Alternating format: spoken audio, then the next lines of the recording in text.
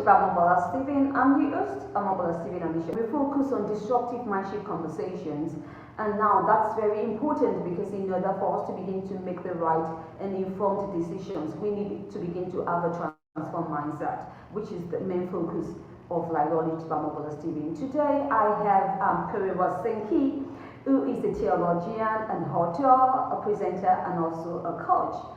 Welcome with me on today's show, Cory Rosenke. Thank you so much, Omobola. Thank you so much for having me on your show. I very much appreciate it.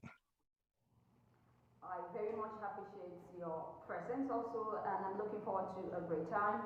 And in your words, Cory, there are, and I quote, there are a lot of people talking about healthy body and minds, but I'm on a mission to remind people about the needs of their souls. Now, the very core of who we truly are. Now, what do you think are the things or some of the things that we're missing out? Well, I think that we live in a culture that is, to a certain degree, I think we would have to admit, is in a bit of chaos. I mean, when we look around the world as today, we are amazed to see that we live in a time that is unprecedented in the history of the world.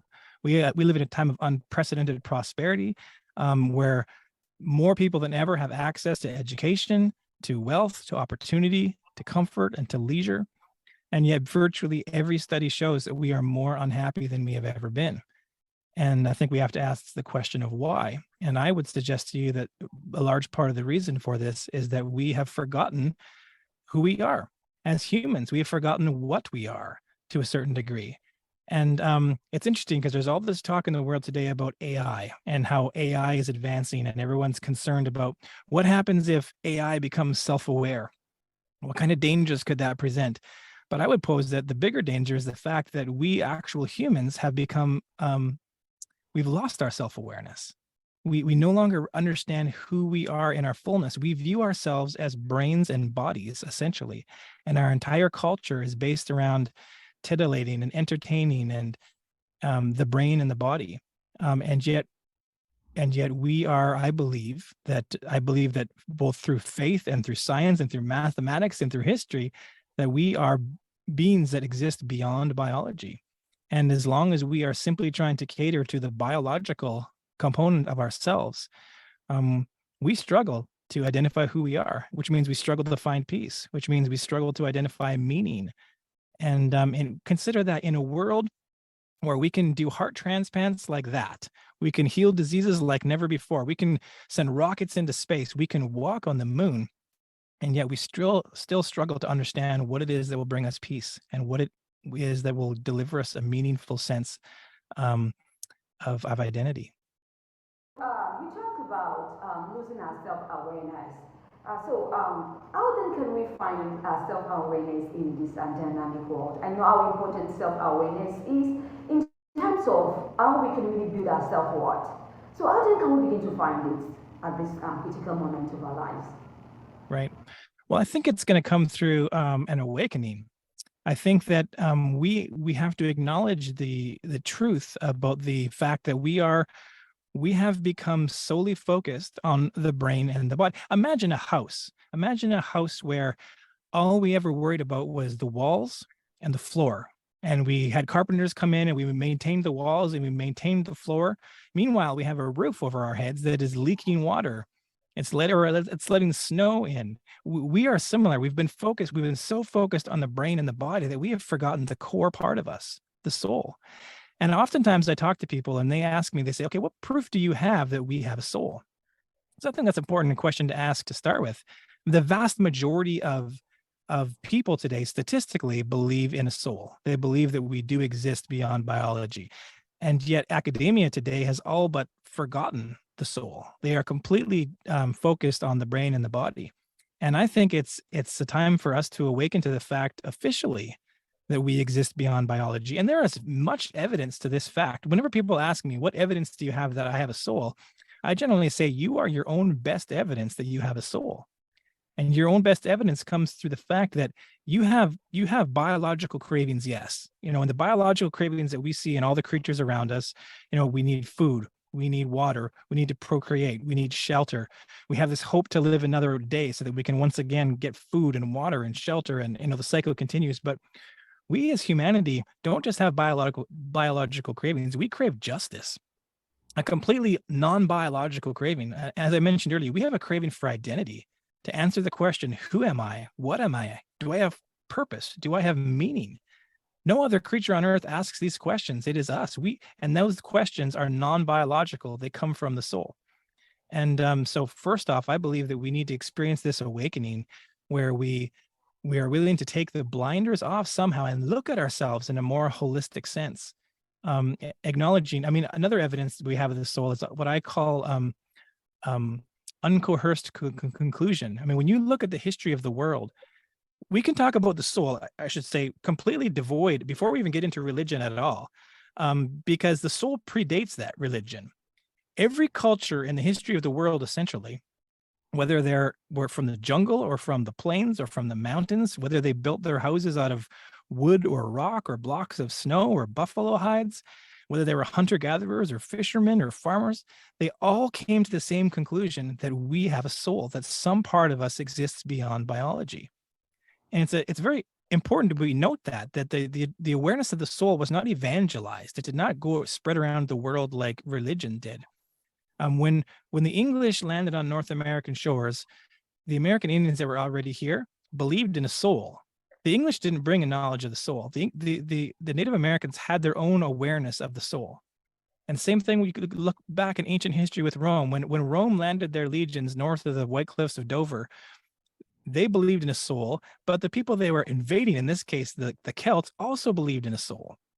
Long before there was ever any outside influence in Africa, the Africans believed in a soul. All of human society, all of human culture came to the same conclusion independently. I mean, that is a mathematical, historic, I would say scientific fact that cannot be denied. I mean, if my son comes running into the room and says, "Dad, did you hear that big bang?" And I say, "No, I didn't hear it," I might think that he was hearing things, that it didn't actually happen. But if my wife comes in from the garden and says, "Honey, did you hear that big bang?" I'm like, "Oh, two testimonies that there was a big bang. Maybe there was something there." And then my neighbor comes in and knocks on the door. "Hey, did you guys hear that big bang?" I know, okay, there was a big bang. I didn't hear it, but clearly there was, because there are 3 independent testimonies claiming this. Well, multiply that by thousands and over thousands of years, and you see that there is irrefutable mathematical and historic evidence that we exist beyond biology, because all these cultures independently came to the same conclusion. And so the first step, I believe, is awakening to this realization. For some reason, in our modern culture, we put it on the back burner, and we're so focused on brains and bodies, right? And we identify ourselves that way. But I often tell people, the reflection looking back at you in the mirror is not who you are, right? The diploma on your wall is not what defines you. Our skin color doesn't define us, right? Our marital status doesn't define us. We are best defined by our souls. And in that core part of us, we are all united. Now, you emphasize so the question now then is, how can we begin to live out the life that our soul intended? How possible it is? I know that's really a very profound question, but can you share your insights? Absolutely. Well, first I would say this. I would give you a quick a cheat sheet, a master class in psychology that you can learn right now. You do not have to be Sigmund Freud. You don't need to be Adrian Monk. You don't need to be some psychologist or psychiatrist to understand yourself and understand the people around you. Through my research through years and years and years, I would say that our soul has 5 cravings. And when we recognize these 5 cravings, it absolutely revolutionizes the way we live. And I also believe that these 5 cravings are the prerequisite for fulfillment and peace. And the problem is, as I mentioned, because we haven't even been acknowledging the soul, let alone the soul's cravings, we've been looking for peace in all the wrong places. And I believe that is the reason for the frustration we see in the world today, because we thought we were going to find it in money. We thought we were going to find it in a big, degree, a PhD. We thought we were going to find it in relationships with people around us. And yet all those things continue to fall apart. All of those things are fallible. And so I tell people this: you can identify your own need, and you can identify the need of the people around you through understanding 5 simple cravings. And the cravings are this: security, identity, independence, significance, and innocence. All of humanity has been propelled, I believe, through life and time by these 5 cravings. And 4 of them are well documented in psychology. For the last 200 years, you can find books, you can find countless academic papers written on the human need for security, identity, independence, and significance. It's everywhere. I believe I categorize these as cravings of the soul because they have non-biological purpose and function. And they go beyond biology. It's not just psychology. There is something deeper at play. So security, identity, independence, significance, and innocence. Those are the prerequisites for peace. Those are the prerequisites for fulfilled living.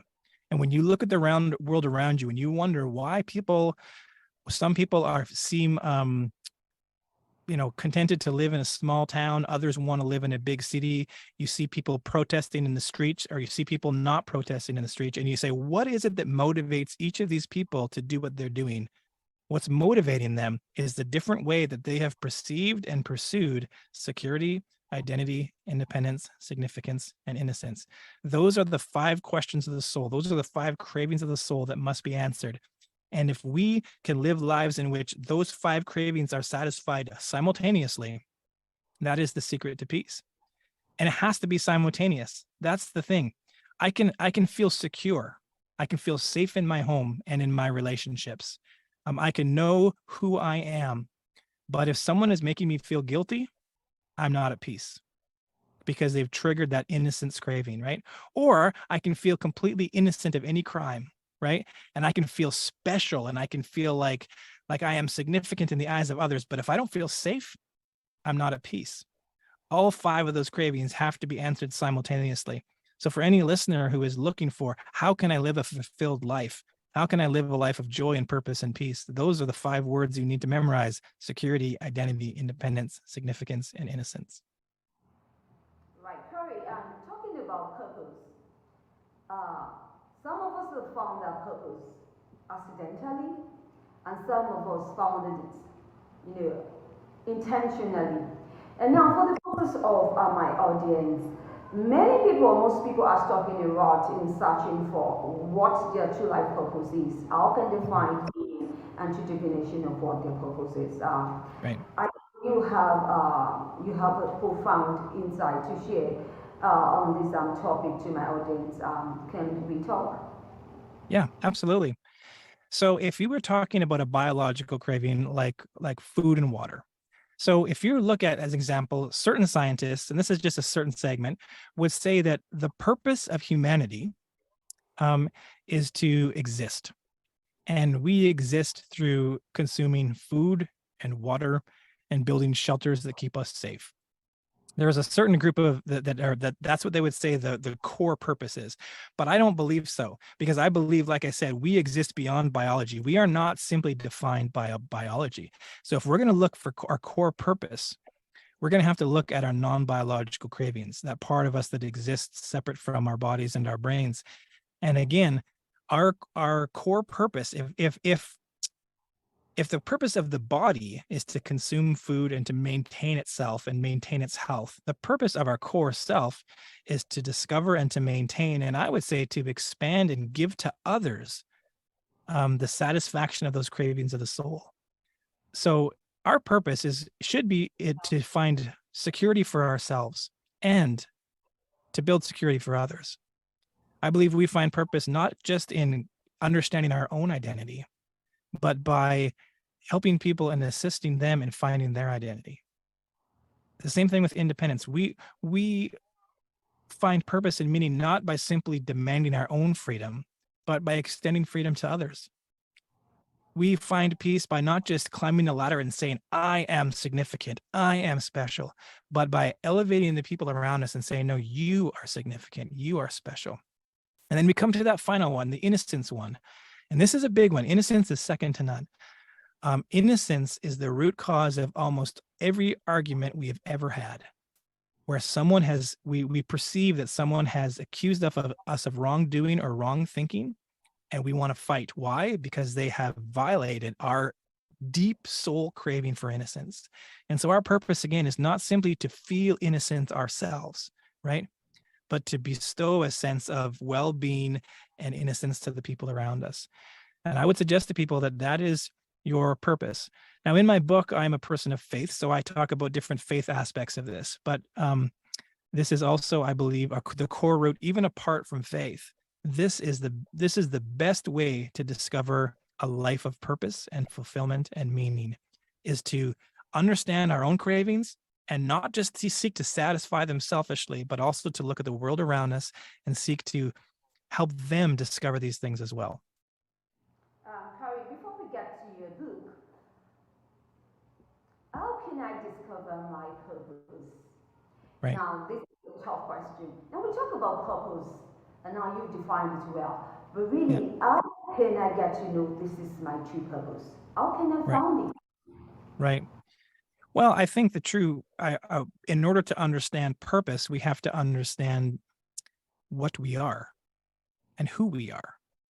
Right? If I don't understand who I am or what I am, I can't find purpose, right? When I look at a hammer and I know what it is, I understand its purpose, right? And the part of the problem with humanity today is that we've no longer acknowledged who we are. And so we've lost any sense of purpose. We have viewed ourselves. In fact, I would say this, I would caution people towards this.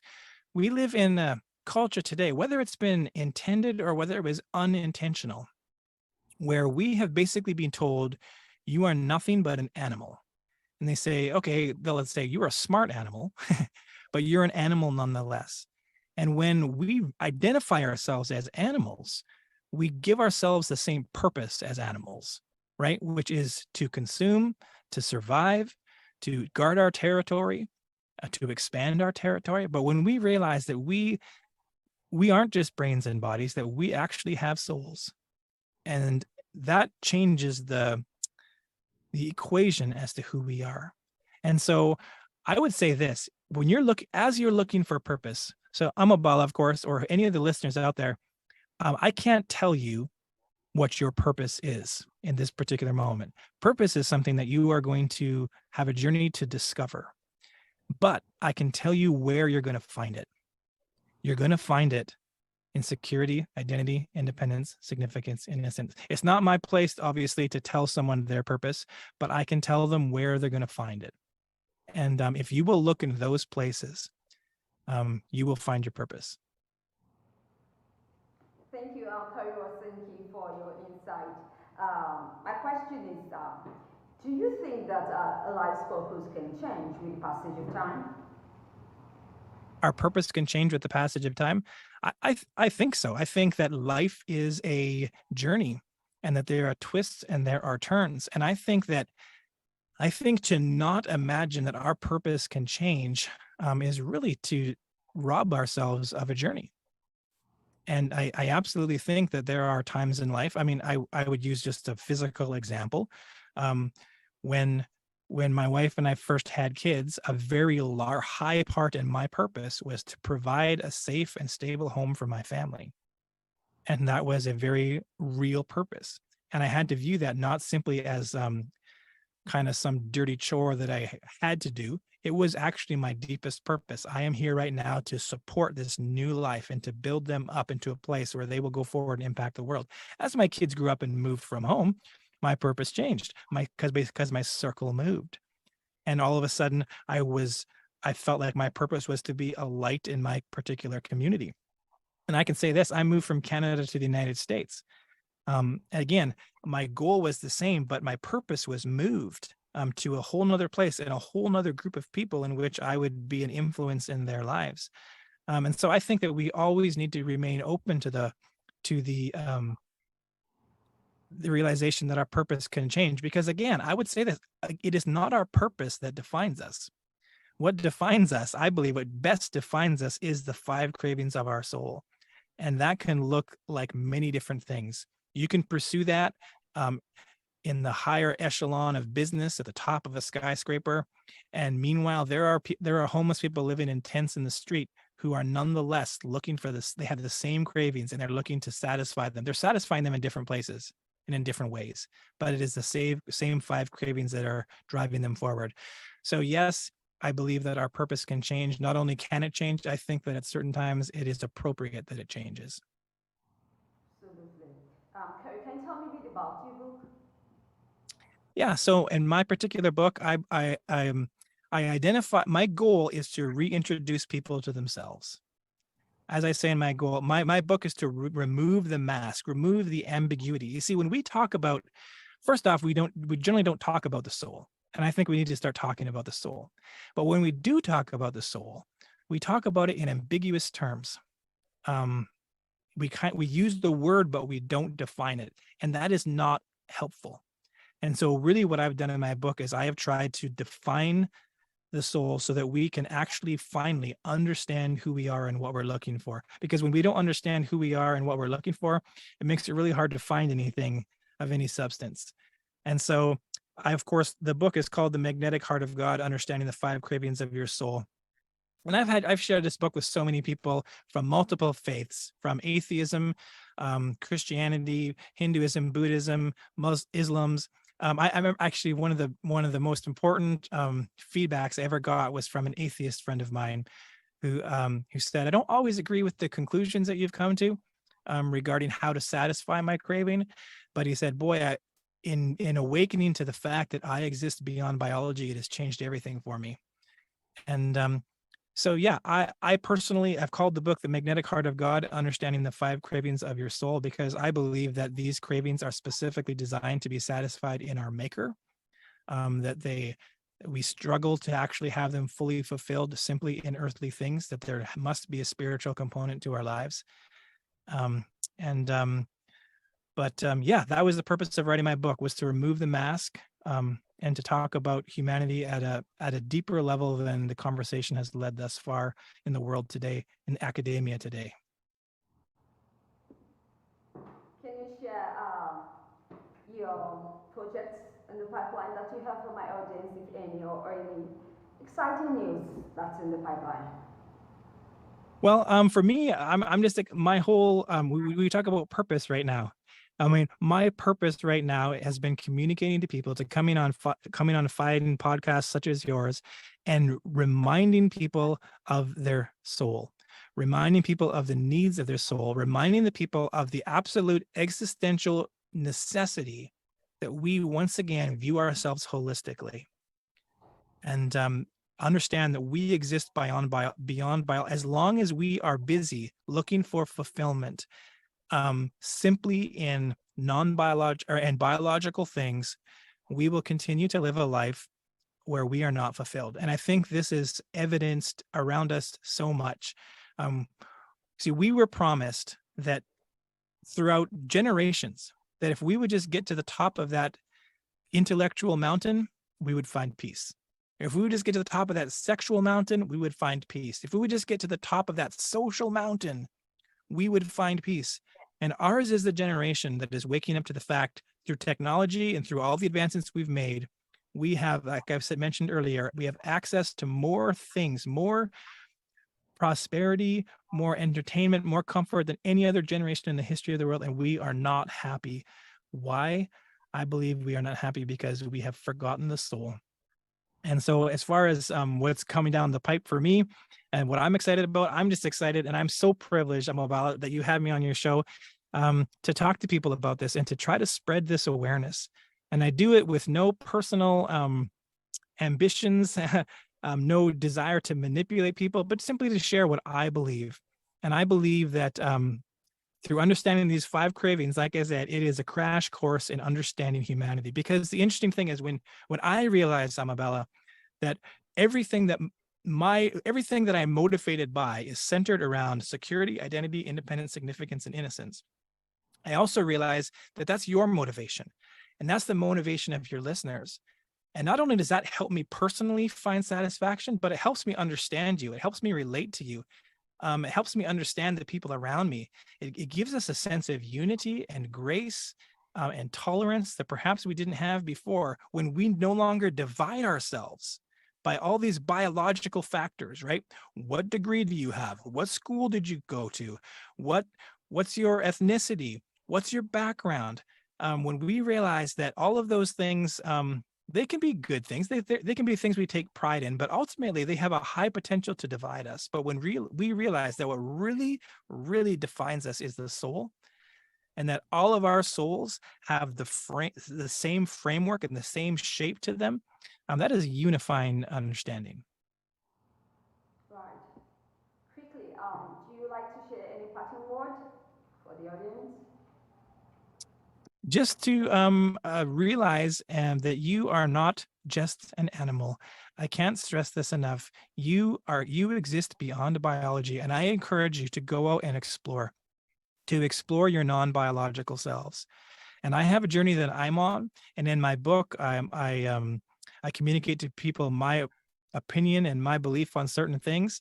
Ultimately, you are going to go on your own journey, but I really encourage people to make sure that journey is not just a biological one, but it is a non-biological one. When you understand that more than a body, you are a soul, you can be content in situations that you never thought you could be content before. You can be content and happy in a small house. You don't have to have a big one. You can be content and happy driving a 2013 Nissan. You don't have to have the 2024. When you realize that we exist beyond these things, but it is a massive shift in our reasoning and in our thinking to finally awaken. I'm not just a brain. I'm not just a body. I exist beyond biology, and I need to start feeding that awareness. Great having you on the show, Cory Rosenke, for sharing your thoughts on today's show to the audience of Biology, especially focused on the importance of our soul rather than our biological body. I wish you best of luck in all the projects that you embark upon, especially your book. Thank you so much. Thank you so much once again. Now, if you'd like to catch up with any missed episodes of Biology by Omobola Stephen, you can do so on any cross-promotion platforms or distribution platforms you bump into online, and I guarantee you're going to have an amazing time. Listen to experts and professionals share disruptive mindship conversations on topics or subjects under personal development and self-improvement, covering spirituality, business and career, and all the topics under such. Now, I need you to stay safe. I talk to you soon. Bye for now.